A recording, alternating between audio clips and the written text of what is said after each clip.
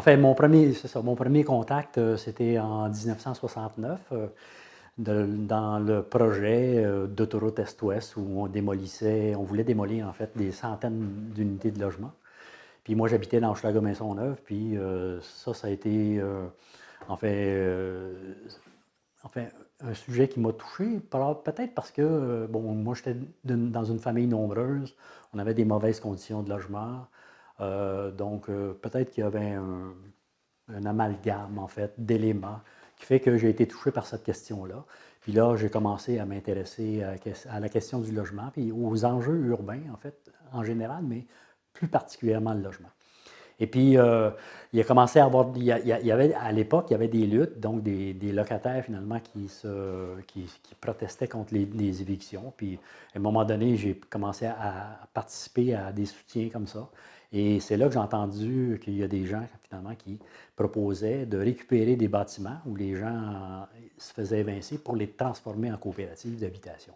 Et ça m'a, je dirais, ça a été comme un peu l'élément déclencheur qui fait que je me suis dit, bon, oui, on se bat contre, pour les conditions de logement, le droit au logement, mais en même temps, on a une vraie belle proposition finalement que les gens récupèrent en fait leur logement puis qu'ils deviennent propriétaires collectifs de leur logement.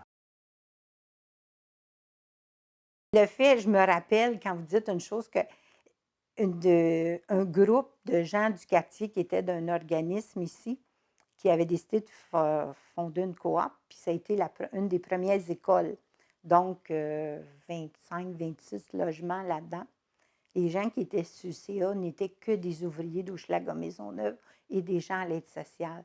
Quand on est allé à la caisse pour faire l'emprunt de 1 million, écoutez, je suis encore émue. Ça fait 30 ans, puis 40 ans, puis je suis encore émue de penser comment, excusez, je vais respirer, comment ces gens-là étaient fiers quand ils sont sortis de là. C'était pas juste le pouvoir qu'ils ont développé, c'était la fierté qu'on les a fait confiance, puis qu'eux autres qui se considéraient quasiment des moins que rien dans un quartier, et que là, étaient pour gérer un projet. Et il y avait une hypothèque de 1 million. Écoutez, ils tremblaient tellement que ça lui faisait peur, mais en même temps, ils ne portaient pied à terre. Ça fait partie de, je pense, de ce qu'on a réussi à implanter. Comment on a changé des quartiers complets comme le nôtre, qui avait 250 maisons barricadées quand on a commencé à développer les coops, et comment une maison, 2 maisons par rue qu'on est allé chercher, qu'on a transformé, que des gens ont habité et que tranquillement, les rues ont commencé à changer. Ça fait partie des choses que personne ne peut nous enlever. C'est l'influence qu'on a eue, puis c'est grâce au mouvement coopératif, puis à tous les gens qu'on a été impliqués, qu'on a travaillé pour, pour des salaires ridicules à l'époque, là. Mais personne ne veut nous enlever ça. Ça fait partie, moi, je pense, des plus belles choses qu'on a réalisées.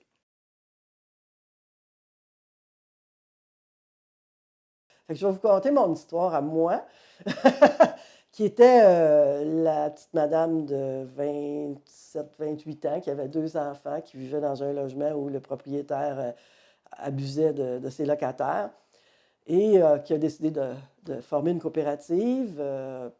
Puis ça a été une longue histoire. En tout cas, il a fallu vraiment travailler fort pour réussir à acheter ces bâtiments-là. Mais finalement, on les a eus et on a engagé un gérant de chantier pour gérer notre chantier. Et là, vous couperez ça au montage, mais quand le chantier a été terminé, j'ai mis mon mari dehors et j'ai gardé le gérant. Et ça faisait 6 ans que je ne travaillais pas parce que j'avais eu mes 2 enfants et j'ai eu un 3e enfant avec le gérant de chantier. Et 1 mois après l'accouchement, je travaillais dans un GRT. Je suis retournée aux études.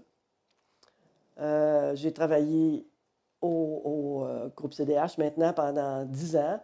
J'ai été présidente de la fédération. J'ai été 2 ans sur le conseil d'administration de CHF. J'ai travaillé pour CHF comme responsable des fédérations. Et par la suite, j'ai trouvé un emploi à Droit et démocratie. Je suis devenue directrice d'administration là-bas sous Ed Broadbent. Donc, tout ça parce que j'ai fondé une coopérative d'habitation. C'est pour vous dire, là, c'est une école. C'est une école de la vie, puis c'est une école pour te sortir de la solitude. C'est un beau milieu de vie.